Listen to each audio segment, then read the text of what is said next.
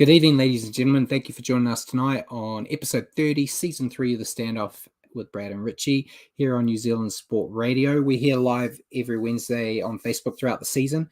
Evening, Richie. We're down to just 4 teams now after 2 decent but admittedly one-sided matches in the weekend. How was your weekend and what did you think of those matches?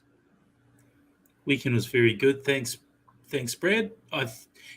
I was just going to say the matches weren't quite as nail-biting as the previous week, but it does set up a couple of really nice matches this coming weekend. Definitely. And while we're here live on Wednesday evenings, 8 p.m, you can also catch our show at your convenience on iHeartRadio. Just remember to search for New Zealand Sport Radio. As always, we're going to cover everything that you need to know in the week that was rugby league, including our top stories of the week, a review of the finals week 2, and our picks. We'll then stop and answer some questions from you guys, as well as questions we've got for each other. We'll then preview the preliminary finals and make our tips before ending the night with a recap of Super League. And yes, Paul has finally decided to return after having a couple of weeks off. So he is back and will probably do a better job at managing the comments and all that compared to what I was doing. But so remember to send us comments and questions throughout the show, and we may as well just jump straight into it, Richie. Sure, let's do it. I was struggling a bit with some of the news, but I've got Jacob Little has signed to join the Dragons for the 2023 season. What's your take on that? Oh, yeah, I mean, handy signing, I guess. It's not going to turn them into a threat, probably much to your pleasure there, Brad. Yeah. But, I mean, yeah, handy signing, handy enough signing, I guess. What did you think of it? So. Given that you love the Dragons. Yeah, I think it's a handy sign. He's a talented little footballer. He just needs he needs some help from some forwards compared to what was happening at his previous club. Yeah, for sure. So, and they might also, it hasn't been confirmed yet, but there's still a lot of rumblings that Jack Murchie will join them as well. So that would be handy for them in the forward category, because I was always up and down with Murchie when he was with the Warriors, but I think towards the end of this season, we saw him really put some good efforts on the field, and he could be a great adding to their team. But the biggest rumor coming out of the Dragons right now, which I feel it'll be interesting if it happens for this show due to my feelings on both the team and the player, but they are looking at offering David Fifita a massive deal for 2024.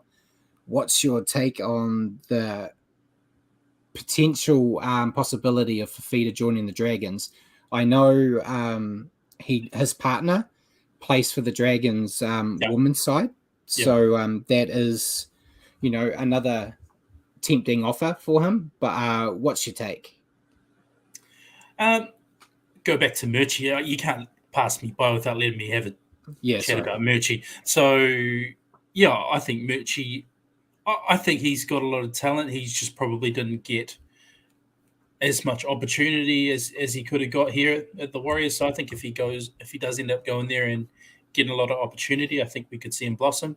Fifita, the verdict's still out for me if he's worth really big money, if he's worth a massive deal, given that he's an edge forward that impacts the game. When he's on, he impacts the game, but there are big periods where he doesn't have a lot of impact on games. So those kind of massive deals for me, I know we've spoken about it plenty in the past, but mostly spine players, I reckon, rather than edge forwards. Yeah, I wouldn't waste the money on him myself.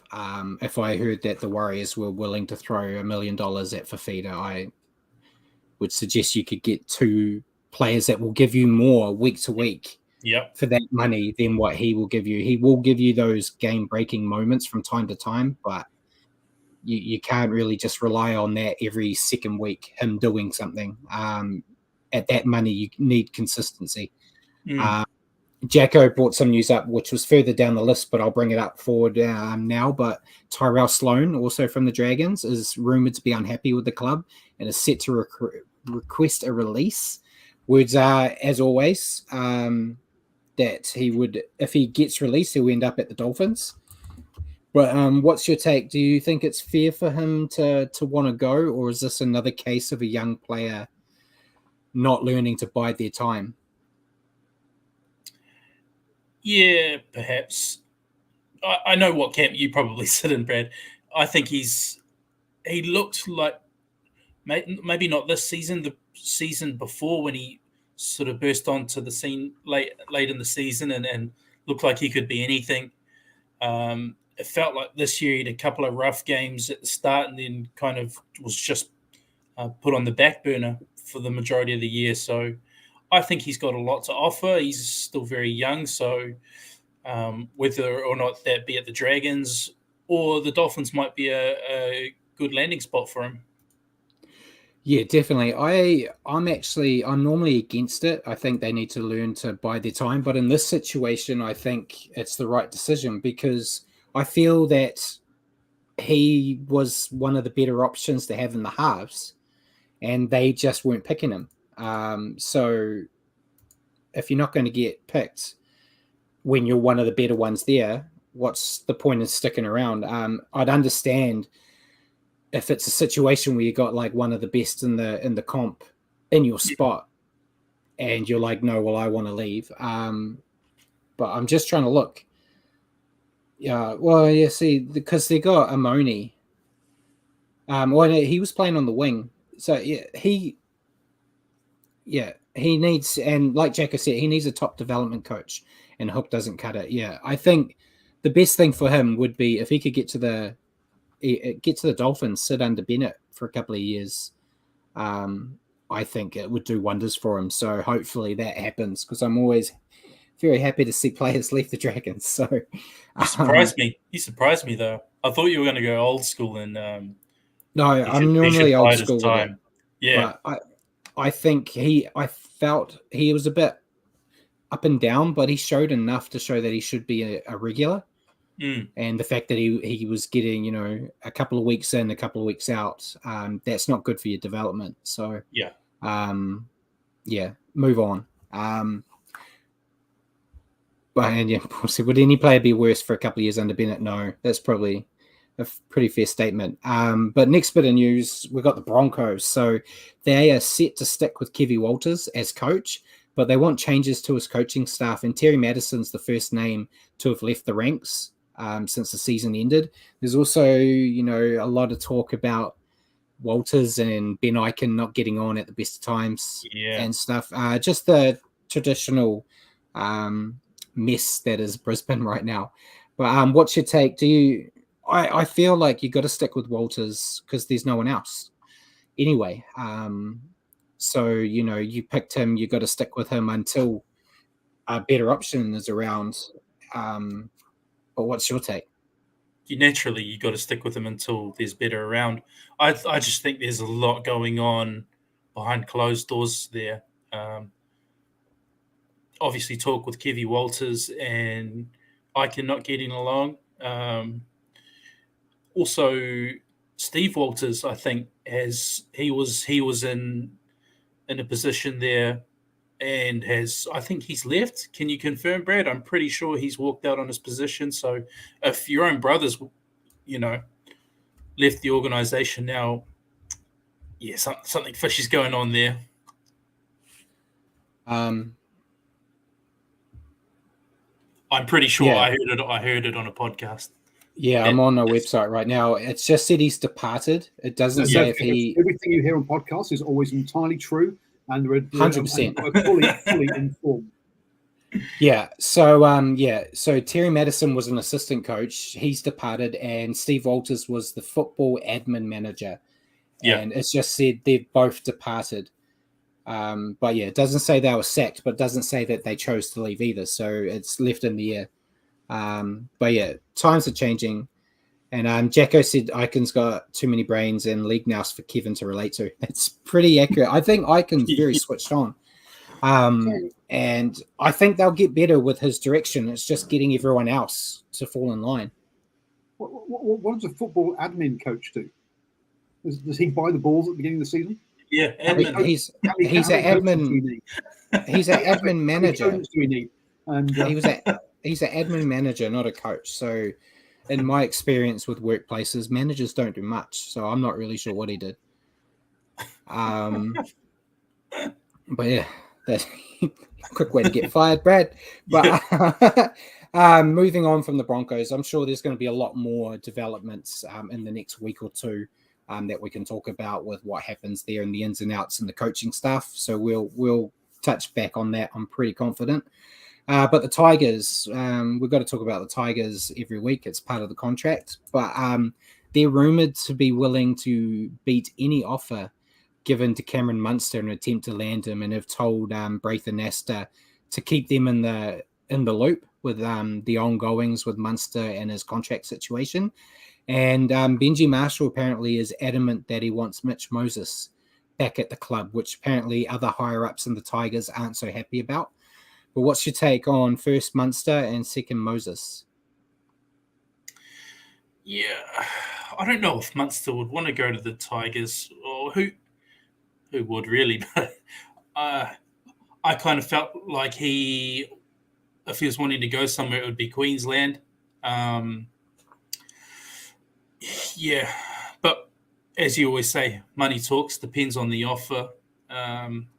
Moses, yeah, that's a good target, given that that's where he's from, and he's in red hot form. As much as you were calling him a flat track bully earlier in the year, Brad, I think he's starting to show. I think he's starting to show what he's about. I mean, when he's playing, Parramatta, they go a lot better than when he's not there, for sure. But yeah, just some big moves the Tigers wanting to make. I think they need to make big moves.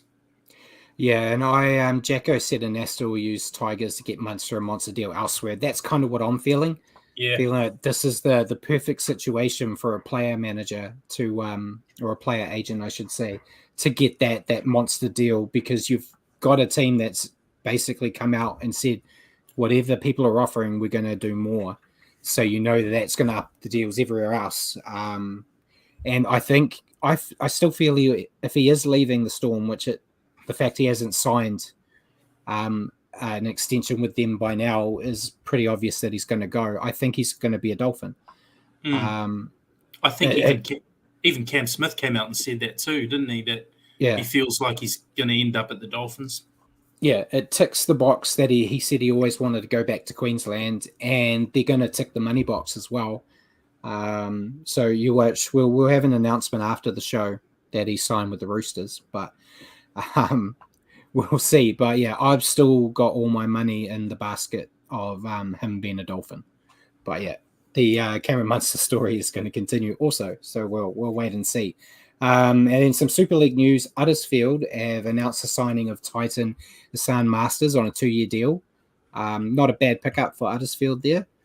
And Bevan French has also signed a new 2-year deal to stay with Wigan, which was what we talked about last week. Yes. That it sounded like he would stay because they offered a massive deal. But what's your take on those two? French is kind of killing it in the Super League, and I think Hassan Masters, hasn't been, doing anything amazing at the Titans, but he'll be a killer over there. Yeah. So what we do know is Bevan French is a bona fide superstar in the Super League already. So good that they were able to get a deal over the line, a good deal for him, obviously, to keep him there.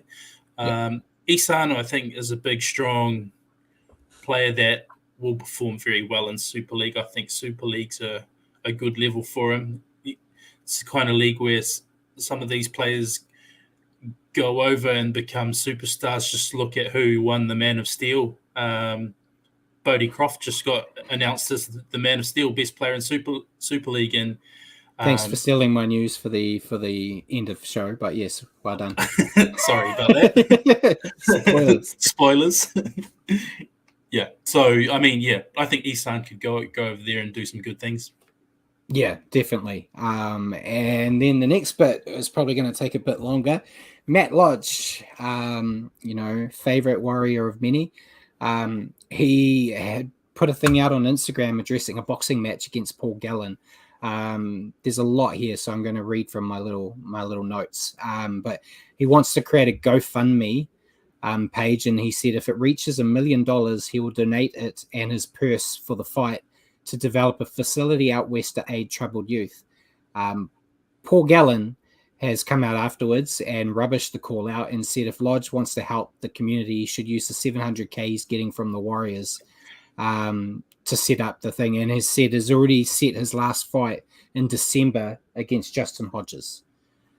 So what's your take on all of that? The Lodge calling Gallen out and Gallen saying no.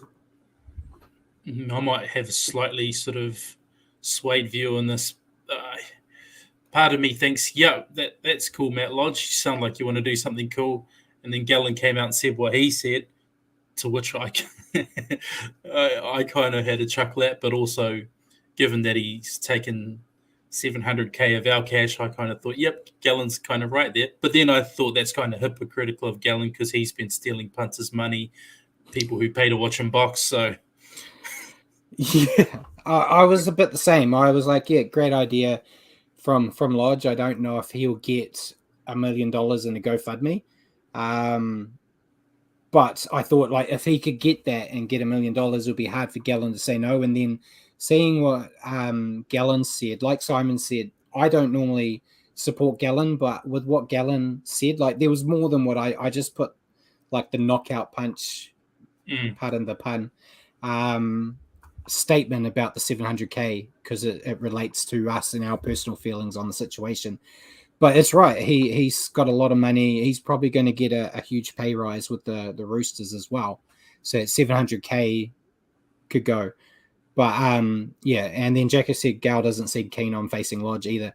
To be honest, that could be part of it too. Lodge is a big boy and still really fit. He's not a retired league player that hasn't run around for a bit like Gallen likes to call out. So it could be a bit of both. And yeah, like Simon said, I think Matt Lodge is still owes money to that American family that he invaded their house and terrorized. So, I don't know what's going on with it. It's your take, Paul. I was going to say, what's in it for Gallen to take on Lodge? I mean, I can see that this is what's something for Lodge because clearly it's giving him PR and stuff. But from Gallen's point of view, does it further his boxing? If he has a proper boxing career, does it further his boxing career? Probably not. That boxing. It's his last. Yeah, he says he's only gonna do one more fight, which I think is why he's done it. And Jacko said he thinks they settled that money issue already. So, in the USA, so that's fine then. Yeah, Lodge was kind of painting it, saying like he's the most hated man in rugby league, so everyone would want to watch it, and that would mean more money for Gallen and rah. But yeah, I don't know. This is something that he wants and is good for Lodge's publicity and people knowing him. Whereas not Gallen at all. Yeah, I feel so. Feel a bit the same. But anything else you want to add to that before we move on, Richie? No, I think we covered it, mate. Move on. Yeah, move on. So Murata Nakore has been given a special exemption to play for the Kiwis at the World Cup. Prior to pulling on the Kiwis jersey in June this year, he actually appeared for the Cook Islands 3 times between 2017 and 2019. And according to the rules, which, I kind of laugh at the eligibility rules anyway, but a player can move between Tier 1 and Tier 2 freely, but this may not happen during a tournament, including qualifying for a tournament. And one of the games Nakore played for the Cook Islands was a qualifying test for the World Cup, meaning that he potentially, if they stuck with the rules, he couldn't play for New Zealand or the Cook Islands at this World Cup. But the international rugby league thing just said, yep, no, it's fine. He can play. So good for us. What's your take on it? It's always hard to dissect the eligibility rules at the best of times. Mate, who wrote those rules? Seriously, the eligibility rules in rugby league are a bit of a joke. I'm glad he's got an exemption. I'm glad he's able to turn out for the Kiwis.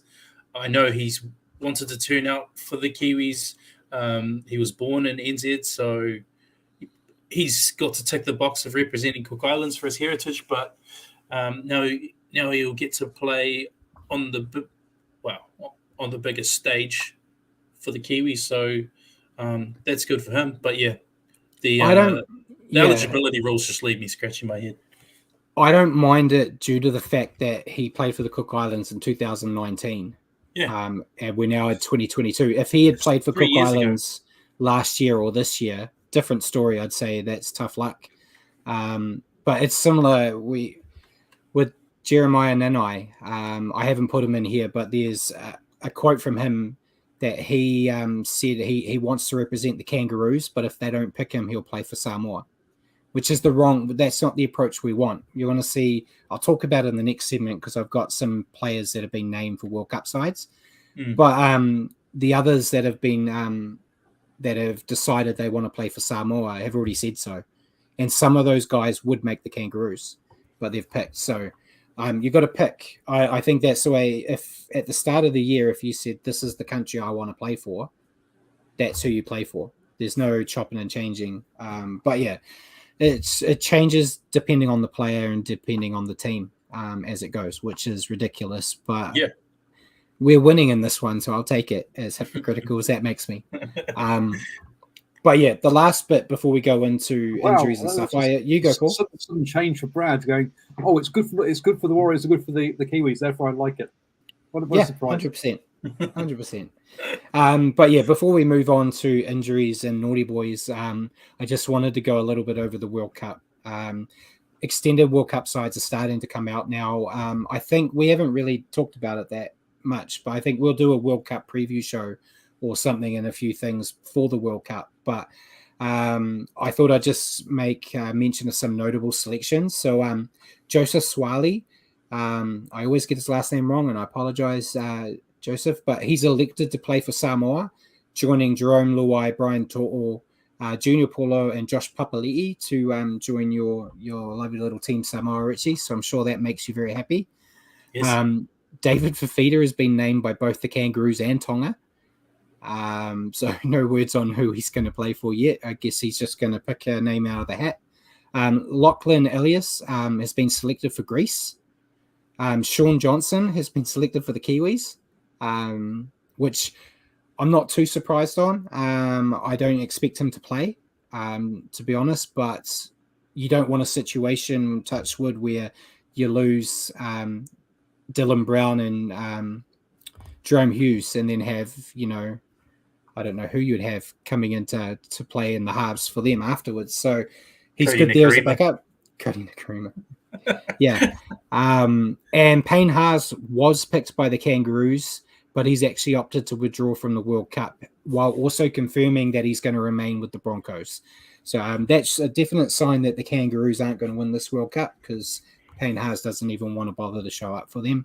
But on a serious note, I think there's some personal stuff going on that he wants to focus on. So respect him for, announcing now rather than waiting until, the final minutes, like some other players have done for the Kiwis in World Cups past. Will that impact his ability to play in Origin next year? Because I won't play for the Wallabies. Oh, so I won't won't play for the Kangaroos at the World Cup. No. I doubt he's still eligible. He's not renounced it to go be a Kiwi or anything like that. But that's all I really had. Any takes on those namings? As I said, we'll do a full proper preview. But what's your take on those? I'm sure you're happy about Samoa.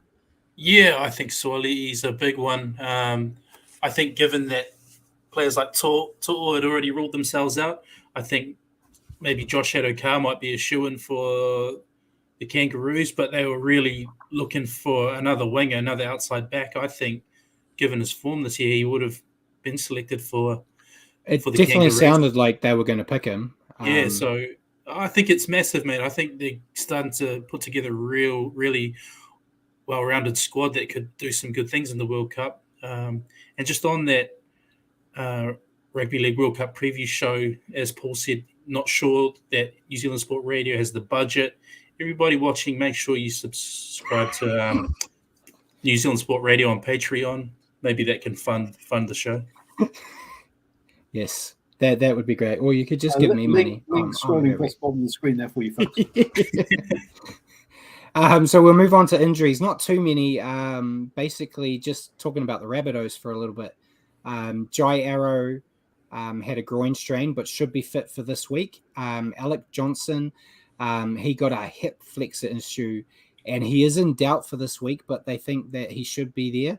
And then Savili Havili, I always get his name wrong. He injured his calf and is also in doubt for this week's match. But I'm sure if they're, remotely close to being able to run around, they're going to want to play. And then Tom Opacek from the Eels also injured his hamstrings and in doubt this week as well. So nothing too major. They all potentially could play, or they might have to miss out, but it's going to take something serious to have a player not want to show up for that final game potentially of the season. What's your take on those? I think Johnston's probably the biggest. Havili, Jacko said's a big loss too. Yeah, I think he, no disrespect to him, I think Johnston's the biggest concern, but Havili, I think, has been really good for them off the bench. Yeah. So, yeah. And Jai Arrow as well is a big guy. I'm just looking. So Havili has not been named at all. So he's definitely not playing. He's not even on the extended. But Jai Arrow and Johnston have both been named to start. So, yeah, Havili's definitely out, and Opacek has been named in the centres as of right now. So, Havili, very disappointing for him to miss out after what's been a pretty good year for him. Yeah. But yeah, hopefully for me, the Rabbitohs players are all available to help me with my picks. But we'll see. That was all we really had for injuries. So Naughty Boys, not a lot either. The Perks only having 2 games. You don't get as many fines unless the Roosters are playing. But we had Tavita Totola from the Rabbitohs. He got an $1,800 fine for a grade 1 dangerous contact. Chicken wing. And then Elliot Whitehead got two fines, both $1,800 and both for grade 1 dangerous contacts. So, not too much. All that matters are Brad's picks, 100% Paul. So before we go on to previewing those 2 matches, we'll just do a quick rundown of the NRLW. So the Eels defied odds to squeak into the finals. They needed to win by 6 over the Broncos, but got the job done with a 12-point win, which sees them make the finals and sees the Broncos miss the finals for the first time in the short history of the NRLW, joining the Titans on missing out. So we had the Eels defeating the Broncos 28-16, Roosters defeated Titans 38-12, my beautiful Knights defeated the Dragons 30-8. Yeah, massive result. Which means we see the finals, which will be the Knights versus the Dragons and the Roosters versus the Eels. So I would say it's going to be Knights Roosters final, just due to form, and basically they're the top 2 teams. Yeah. But did you manage to watch any of the games? I actually didn't, mate. Unfortunately, I'll definitely be watching the finals. What I did do was I saw a post about the Eels squeaking into the top 4, and stupidly I thought I'd put a joke, and I said they also made the bottom 4. I got absolutely roasted, so I won't be doing that again. But yeah, I will be watching the games this weekend. I think we got our tips mostly right, didn't we? Because I know we threw some tips down for those games. I think we got the Broncos Eels one wrong, and the other 2 correct. Yeah, I think so. I think I picked the Broncos, and then I got Roosters Knights right. I haven't picked against the Knights all year, so it's good to see. Until the Warriors have a New Zealand team back, the Knights are my team, and it should be cracking games this week. So at least try to watch one. Did you catch any of those games? Yeah, I watched the Knights Dragons. Nice. I did see a bit of the Roosters Titans game, but But yeah, I missed the Broncos Eels, which is probably the most important due to ladder situations. But yeah, I've got no excuse this week. There's only 4 games, so I'll watch. Exactly. I'll watch them all. But yeah, that will bring us into the round. So that means I get to hand the keys to you and let you start with the Raiders Eels game on Friday. Thanks, mate. So yes, the Parramatta Eels got up over the Raiders 40 points to 4 on Friday night. Was 7 tries to 1 for the Eels. Will Penasini, Tom Opicic, Wanga Blake, Junior Bolo, Mitch Moses, and Marata Niokore with a double. And 1 pretty special try to Xavier Savage. Great solo effort for the Raiders. Yeah, a pretty dominant performance, Brad, by the Eels. I think the platform was well and truly laid with their forwards. I know pretty much their whole starting forward pack ran for over 100 metres by half-time, apart from Niokore, who had to leave the field, I think, after 15 minutes. Yeah. Other than that, hard and fast up the middle, and then off the back, the halves, I think Dylan Brown was really, really good. And, pretty big result there. Yeah, you're stealing all my stats. Sorry. That's great. I'm meant to pretend to be knowledgeable here. But yeah, the Eels just wouldn't be denied. And yeah, as you said, the forwards were on fire. I've got the names just to go a little bit better. But Sean Lane, Isaiah Papali'i, Ryu, Campbell Gillard, Junior Paulo, and Ryan Madison all ran over 100 meters before halftime, which is an incredible stat. I think we'll talk about it in the next game. One player in the forwards of both sides ran for one for the Sharks, ran for 100 meters in the entire game. So it just shows the level. And when your forwards are doing that much damage up the middle, it just opens everything up. And we saw that Mitch Moses, flat track bully, when it's going easy, he goes well. But no, he's really stepped up and playing really well. Dylan Brown as well. Dylan Brown ran for over 300 meters himself. Yeah, which amazing. Is crazy for a half. But yeah, they all played well. It was really hard to sit there and go, well, that Eel didn't do much. But I thought they all did well. Simon says it was very disappointing. Yeah, sorry, What's Simon. for me too, I picked the Raiders. I thought the Raiders had this, but the Raiders I'll get into them in my next bit. But I liked what I saw from Marata Niokore. Ended the match with a nice double, and hopefully we see those types of performances from him in a Warriors jersey next year. But yeah, it was just a solid effort from the Eels, and they can be such a dangerous side when they're in this state of mind. They just need to keep this mindset for the next 2 weeks if they want to go deep. The Raiders, as I said already, I picked them for this one, and to be honest, it just looked like they had an off night. The little things that were going their way in their impressive winning streak to get to this point just weren't working, and we saw an increase in errors, which didn't help. Their forwards, who have been great in this streak, were just bullied, I think is the best way to say it. Joseph Tapine and Josh Papali'i, they barely made a dent, which was a huge surprise for me. And poor Xavier Savage, he had a shocker. He made several errors, but he did show that upside with that impressive solo try. Yeah. He's still young and he's got a hell of an upside. So, you're not throwing him out saying we need a new fullback at the Raiders by any stretch of the imagination. I expect big things from him next year. And this is a game he should take a lot of learnings from. He's still very young. But yeah, disappointing way for the Raiders to end the season. But I think they should actually be proud of what they did in the back end.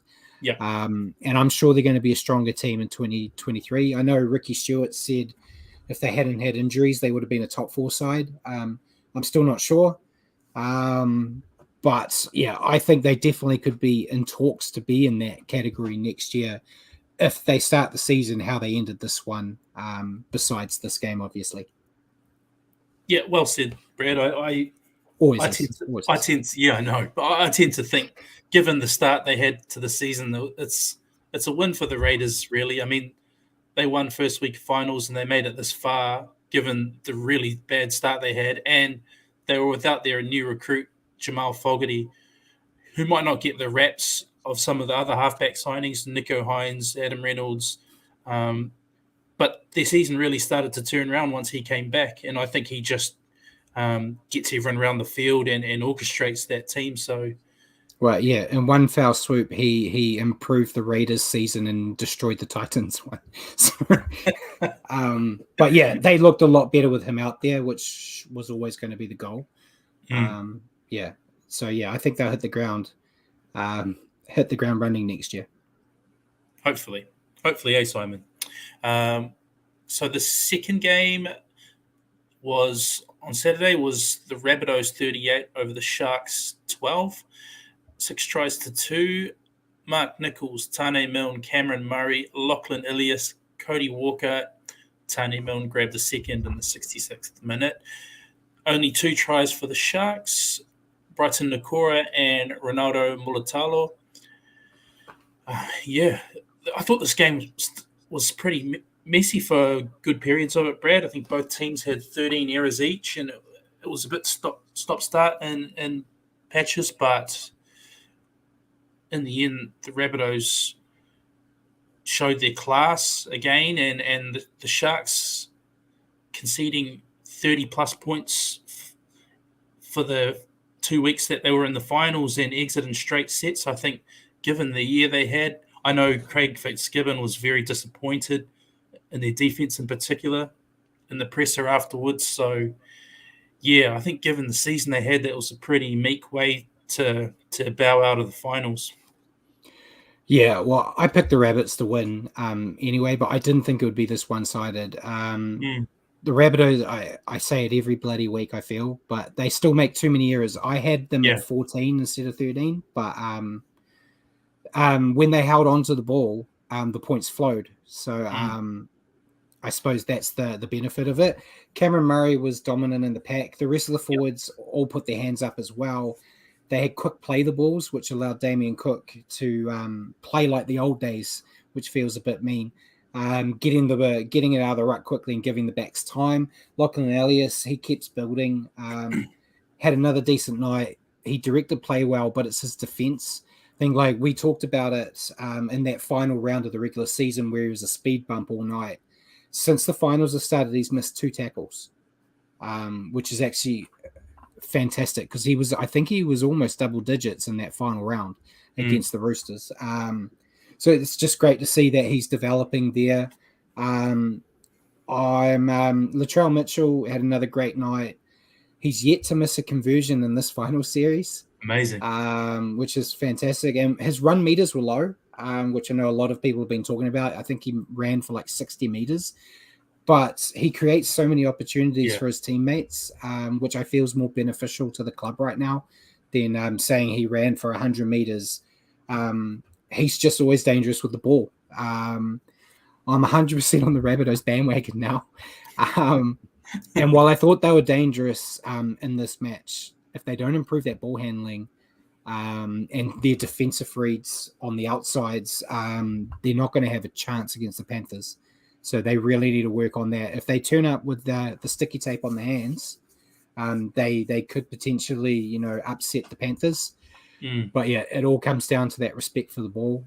But for the Sharks, I think many people were surprised this season with how well they went, but they just didn't fire a shot in this match. A bit of a repeat from the match we just talked about, but the Sharks forward struggled. As I said earlier on, Dale Finucane was the only one that ran for 100 meters. Yeah.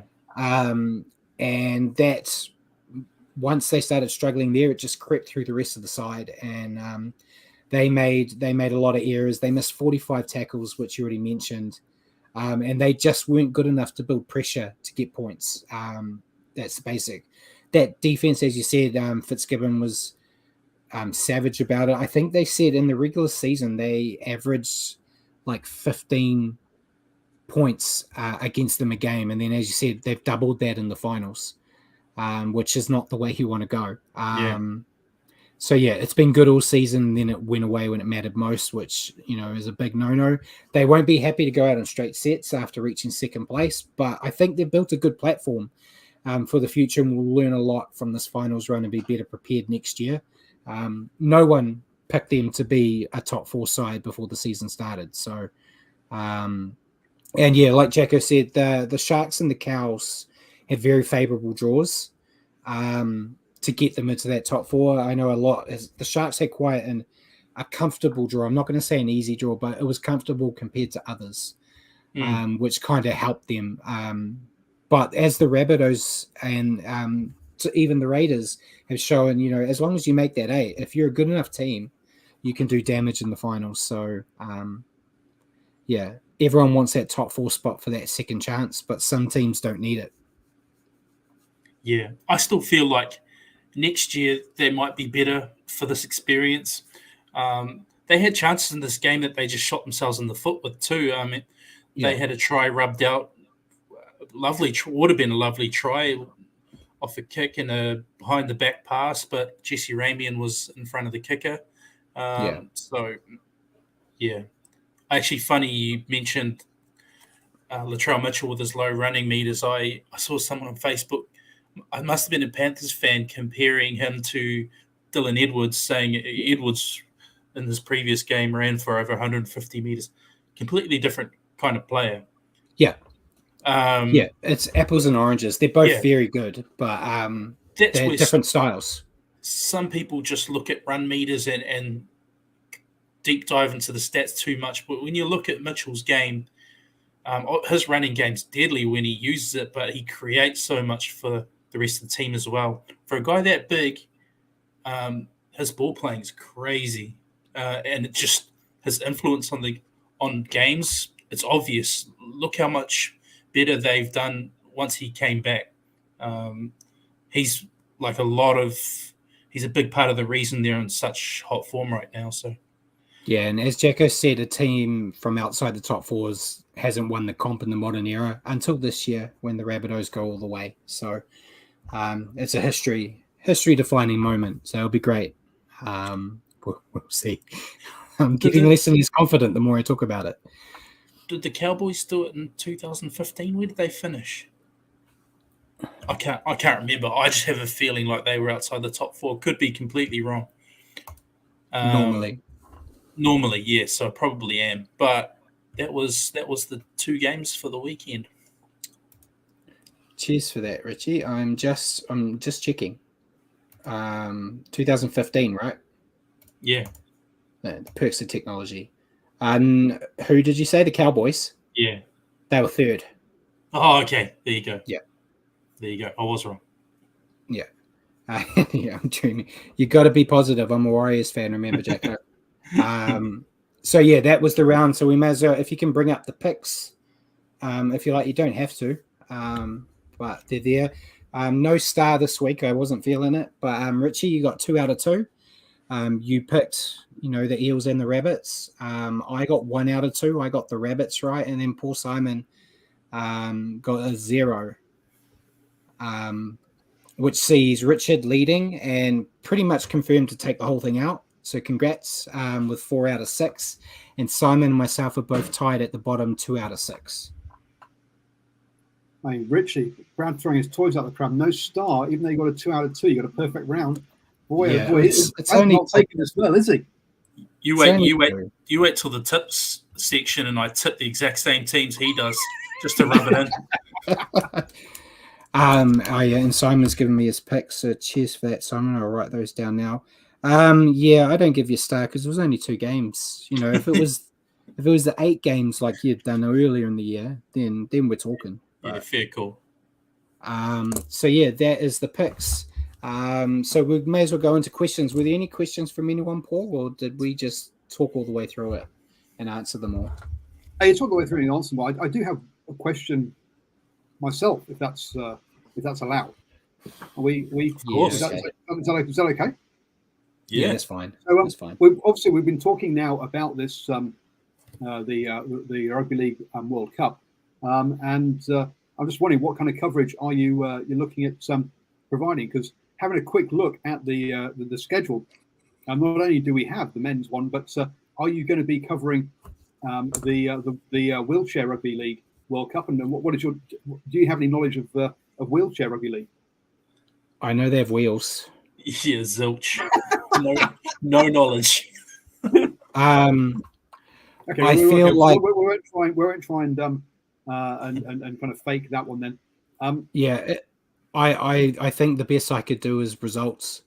It really depends on the coverage that we can get. You missed the show, but Sky doesn't have the World Cup. Spark does. Oh, okay. So it really depends on the coverage Spark provides, and if they've just giving us the coverage of the men's and women's, or if they're going to do all three. I assume they're going to do all three, but I haven't looked enough yet. I'm too scared to go on there in case they start charging me money. So folks, don't forget patreon.com/Enter Sport Radio, so we can pay for Brad and Richie's Stark Sports subscriptions. Look, the wheelchair stuff. I mean, I've watched the motorball, I've watched the rugby union version of this, and it is live. It's impressive stuff. So it's whilst I was asking the boys, it's not a laugh matter. Those guys and girls are cracking sports people. So it's worth watching. It is fun to watch. So on the men's one, which I guess is where we're going to spend most of our time. As you see, my computer is lagging there a bit. Is this? We've got games on 16th, 17th, 18th, 19th. You get one day off. Then it's 21st, 22nd, 23rd. Are we going to have daily coverage of all these games and reports? What kind of coverage do you guys think you're providing for the Rugby League World Cup?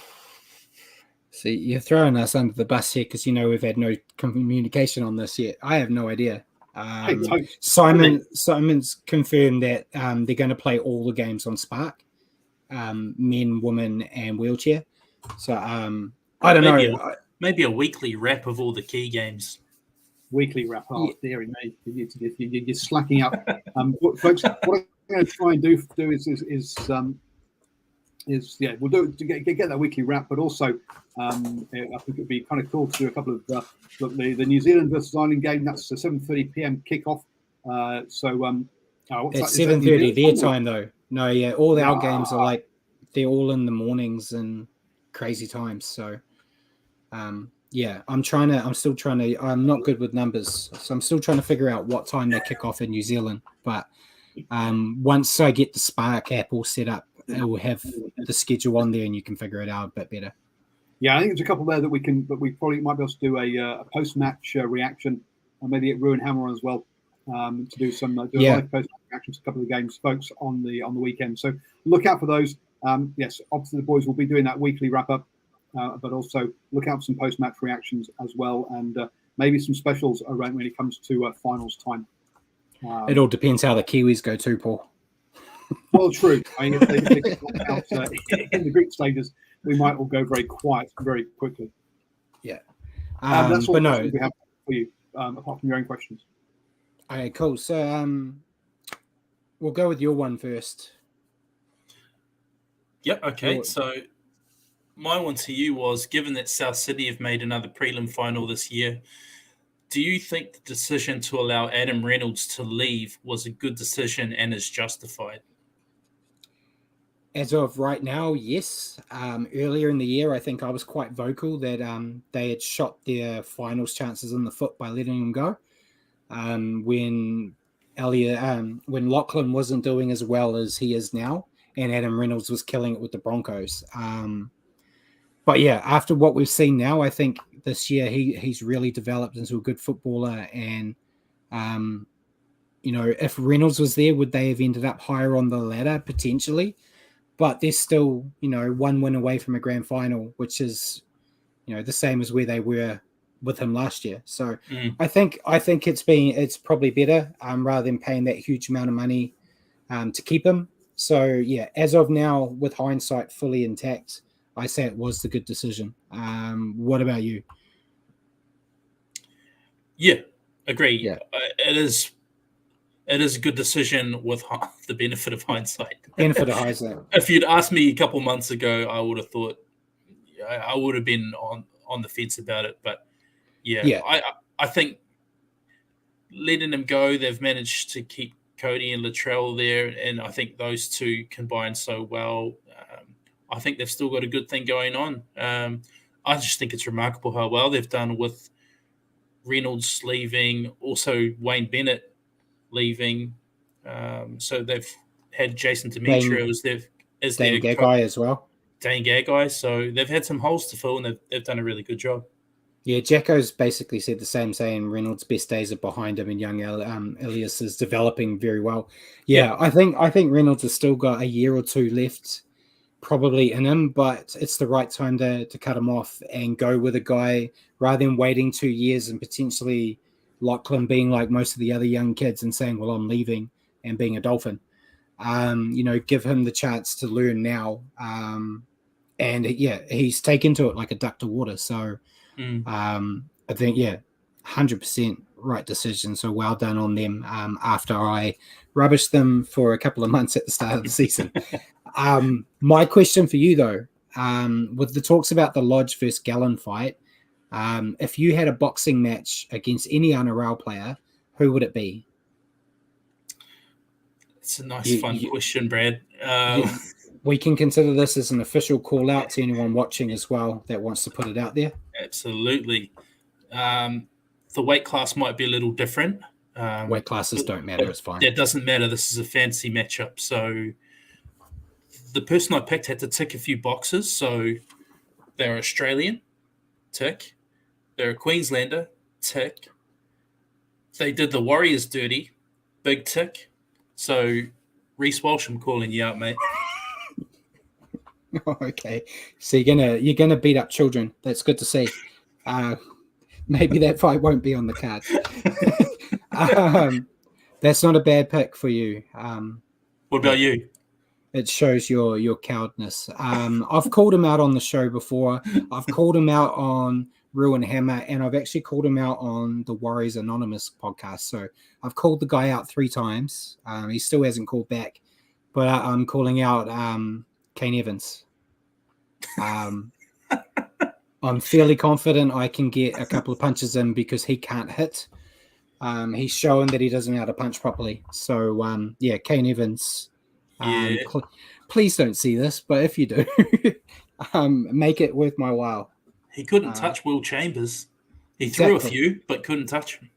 I'm definitely a lot slower than Will Chambers, though. So, Jacko, DCE is not a bad shout at all. With that neck, you could get him with reach too. Absolutely. Wouldn't mind putting some hands on him. In a violent way, of course. Yeah. Leave my DCE alone. A bit of fun one, obviously, unless the money's right. Not interested in fighting Kane Evans. But if the money talks, I'm in.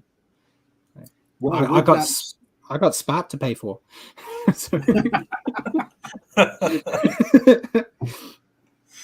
So with Reece Walsh being called up by Richie, that reminds me of something that we were talking about pre-show. So folks, look out. We are going to be having a New Zealand Sport Radio special where the boys will be picking their worst ever Warriors team. So not a whole team, but individual players who they weren't necessarily the worst players in that position, but who they disliked the most too, and they also poor players, but ones who kind of did, as Richie says, did the Warriors dirty. So look out for that, folks. That'll be a New Zealand Sport Radio special there because the boys are heading over to do on Ruin Hammers to give the best ever Warriors. But they're too nice, and we're not. We're as Brad has shown, we've got a bit of clever life about us, so we're going to do the worst ever Warriors team. So look out for that in the coming couple of weeks. Potentially burn any bridge I have of ever working for the Warriors in a media capacity, but we'll never get any media passes anymore. That's gone. Burning bridges seems to be my thing, so we'll go with it. Anymore. Well, at all. Richie's been getting some sort of apparently flights to Australia and stuff. Nobody's telling us about it, and wine and dined in the. That's why. I think I've had some drinks about it. He doesn't come to the Warriors games with me, but he's sitting in the box with them, I see. But great questions. So we may as well go into our picks now. If you can bring up that picture for the finals for me, Paul. Only 2 games. Simon's given me his picks. I've got mine. I just need Richie. So on Friday night with the Cowboys Eels, I've gone with the Eels and Simon has gone with the Cowboys. Yeah, just copy and paste your picks, Brad. No, I'm joking, but I did pick the Eels. You picked the Eels. It was very tough. It was tough, but I just feel like the Eels have got a bit of form at the moment. So yeah, I've gone with that. And then Saturday, probably the game of the round, the grand final rematch. Panthers Rabbitohs. Simon has gone with the Rabbitohs, and so have I. Wow. I said it last week that I feel that the Rabbitohs are going to do it. My confidence took a massive hit after watching them drop the ball everywhere. But if they can keep, as I said, if they keep the ball in hand, I think they can do it. It won't be easy by any means, but that grand final was missing Latrell, and the Panthers won by an intercept try. Yep. So add Latrell back in, it's anyone's. But yeah, that's what I've gone with. What about you? As much as I'd love for you guys to be right, don't get me wrong, I would love it. I'd love the Panthers to get knocked out, but I'm picking the Panthers. I think the games are set up so we get a Western Sydney derby as a grand final, which would be massive. So yeah, I'm picking Panthers. So you might get 2 out of 2 again. It'd be interesting if it's Eels Panthers final. I'd have to go with the Eels. I don't want to see the Panthers win. So Brad's clearly been on the loopy juice this week. The Cowboys and the Panthers have had a week off to prepare, 2 weeks to prepare for this game, and to rest the bodies at this stage of the season. Giving those players a bit of a rest and those aches and bruises or those bashes to recover. You've got to go with home teams at this stage, boys. You can't be going with away teams at this stage who've been bashed around. You're on the loopy juice, Brad. I'm sorry, going for 2 away wins. Cowboys have got too many Warriors in there. Just can't do it. I mean, Simon said Western Sydney teams in the grand final sounds disgusting. I'm with it. It's as it's been with every finals game though, Paul. It's basically flip a coin. You could make a honest and serious conversation for both sides on why they should win. It's that close. Obviously, the one side is scores. If these games are close going into the final 10 minutes, the 2 teams that have had a week's rest will see it out. The other 2 teams will just be dead in their feet. That's my prediction for you. That's your home wins. Typical rugby supporter. Go back in the background, Paul. Yeah, you don't know. But yeah, they should be good games though. Really looking forward to talking about them next week. But have to talk about Super League before we go. Disappointing. So, as Richie said earlier, Brodie Croft from the Salford Red Devils has been named the 2022 Man of Steel. So congrats to Brodie Croft, showing that literally anyone can play Super League. Well done. But we have our finalists now. St. Helens, as expected, went through, defeating Salford 19-12. And my Wigan team let me down. Yeah. They lost to Leeds 20-8. I didn't get to watch all the game. I got to see like highlights or lowlights, I guess you could say. And yeah, it just didn't look like a great day for them. It was also officially the last game for Thomas Lulawai. As a player. He's staying on in a coaching more role, which I think we talked about a couple of months ago. But would have been nice to see him go out in a grand final. But the world's not kind like that at times. But that means that we have a grand final this week between St. Helens and Leeds. So I feel like St. Helens are going to send Christian Wolf out, winning the Super League, which is kind of a rinse and repeat of almost every year when it comes to St. Helens. But Leeds, they might surprise us. Would you pick St. Helens here, though? I think so, mate. As good as Leeds were, and I watched the game, I was rooting for Wigan. As I'm like you, I root for Wigan as well. And Wigan just didn't look in the game. It was quite disappointing, but St. Helens just have it at this time of year, don't they? Yeah. Hard to tip against them. And I know I was going to put in the news segment, but I saw the Warriors put an article out promoting how many Warriors players are in the grand final. Because there's quite a few of them all over the place over there anyway. But it should be a cracker of a game, and with limited footy, I should be able to hopefully watch this one. So I can actually give a bit more of an insightful comment on it. And yeah, Simon's picked St. Helens as well. So yeah, you watch us all be wrong with Leeds taking it out. Anything else you guys want to add? And Simon's also said second division competition had been delayed, the semi-finals, but they'll be played this weekend. But yeah, anything else you want to add, Richie or Paul? Yeah, of course. Thanks to everyone for the cracking conversations. As always, it's a lot of fun. Thank you, Paul. Show him some love on Patreon. Again, we'll go for the trifecta. Patreon.com/NZ Sport Radio. Thanks, Brad. Good chat Thank tonight. you. Yeah, and watch for the link for the pay-per-view for Sterling versus Walsh coming probably in December. We'll get our feelers out to Walsh's management. But ladies and gentlemen, thank you for tuning in and joining us on Stand Off with Brad and Richie for your weekly update on rugby league. Tune into our show next week on Wednesday at 8 p.m. here on Facebook or at your convenience on iHeartRadio. Just remember to search for New Zealand Sport Radio. Cheers again for joining me, Richie, and welcome back, Paul. Thank you for your help, and good night, everyone.